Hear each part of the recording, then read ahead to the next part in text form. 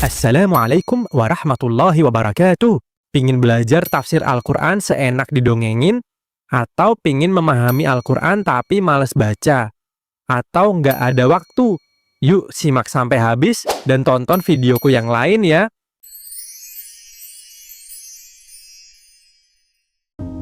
Al-Fatihah ayat 2. Alhamdulillahirabbil alamin. Segala puji bagi Allah, Tuhan semesta alam. Menurut qiraah sab'ah, huruf dal dalam firman-Nya, Alhamdulillahi dibaca dhammah, terdiri atas mubtada dan khobar. Diriwayatkan dari Sufyan ibnu Uyainah dan Rubah ibnul Ajjaj, keduanya membacanya menjadi Alhamdulillahi dengan huruf dal yang difathahkan karena menyimpan fi'al. Ibnu Abu Ablah membacanya Alhamdulillahi dengan huruf dal dan lam yang didhammahkan kedua-duanya karena yang kedua diikutkan kepada huruf pertama dalam harokat. Ia mempunyai syawahid, bukti-bukti yang menguatkan pendapatnya ini tetapi dinilai syaz menyendiri.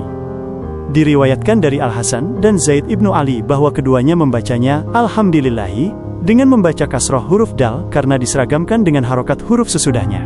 Dari Abu Ja'far ibnu Jarir mengatakan bahwa makna Alhamdulillahi ialah segala syukur hanyalah dipersembahkan kepada Allah semata, bukan kepada apa yang disembah selainnya dan bukan kepada semua apa yang diciptakannya, sebagai imbalan dari apa yang telah Dia limpahkan kepada hamba-hambanya berupa segala nikmat yang tak terhitung jumlahnya.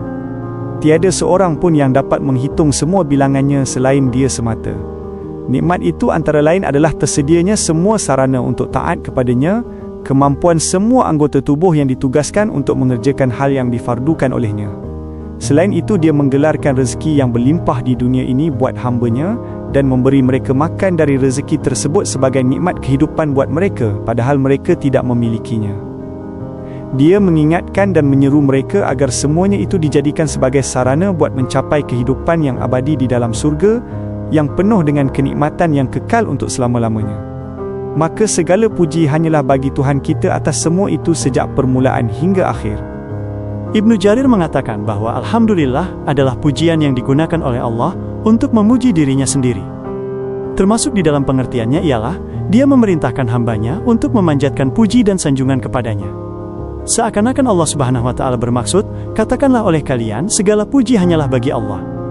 Ibnu Jarir mengatakan, ada kalanya dikatakan, sesungguhnya ucapan seseorang yang mengatakan Alhamdulillah merupakan pujian yang ditujukan kepadanya dengan menyebut asma-Nya yang terbaik dan sifat-Nya yang maha tinggi.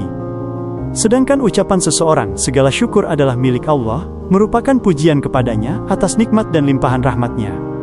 Kemudian Ibnu Jarir mengemukakan bantahannya, yang kesimpulannya adalah semua ulama bahasa Arab menyamakan makna antara alhamdu dan asyukru, antara puji dan syukur. Pendapat ini dinukil pula oleh As-Sulami, yaitu pendapat yang mengatakan bahwa puji dan syukur adalah sama pengertiannya, dari Ja'far As-Shadiq dan Ibnu Atta, dari kalangan ahlu tasawuf. Ibnu Abbas mengatakan bahwa ucapan Alhamdulillah merupakan kalimat yang diucapkan oleh semua orang yang bersyukur. Al-Qurtubi menyimpulkan dalil yang menyatakan kebenaran orang yang mengatakan bahwa kalimat Alhamdulillah adalah ungkapan syukur. Dia nyatakan ini terhadap Ibnu Jarir. Pendapat inilah yang dikatakan oleh Ibnu Jarir masih perlu dipertimbangkan dengan alasan bahwa telah dikenal di kalangan mayoritas ulama mutaakhirin, bahwa alhamdu adalah pujian dengan ucapan terhadap yang dipuji, dengan menyebutkan sifat-sifat lazimah dan yang muta'addiyah baginya, sedangkan asyukru tidaklah diucapkan melainkan hanya atas sifat yang muta'addiyah saja. Terakhir, ada kalanya diucapkan dengan lisan, atau dalam hati, atau melalui sikap dan perbuatan. Sebagaimana pengertian yang terkandung di dalam perkataan seorang penyair. Nikmat paling berharga yang telah kalian peroleh dariku ada 3 macam, yaitu melalui kedua tanganku, lisanku, dan hatiku yang tidak tampak ini. Akan tetapi, mereka berselisih pendapat mengenai yang paling umum maknanya di antara keduanya, pujian ataukah syukur. Ada 2 pendapat mengenainya. Menurut penyelidikan, terbukti memang di antara keduanya terdapat pengertian khusus dan umum. Alhamdu lebih umum pengertiannya daripada asyukru, yakni bila dipandang dari segi pengejawantahannya. Dikatakan demikian karena alhamdu ditujukan kepada sifat yang lazimah dan yang muta'addiyah. Engkau dapat mengatakan, aku puji keberaniannya, dan aku puji kedermawanannya, hanya saja pengertiannya lebih khusus karena hanya diungkapkan melalui ucapan. Lain halnya dengan asyukru, yang pengertiannya lebih umum bila dipandang dari segi pengejawantahannya, realisasinya.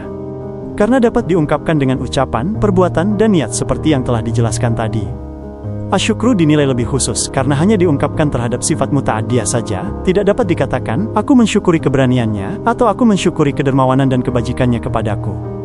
Demikianlah menurut catatan sebagian ulama mutaakhirin. Abu Nasr Ismail Ibnu Hamad Al-Jauhari mengatakan, pengertian alhamdu merupakan lawan kata dari azam, celaan.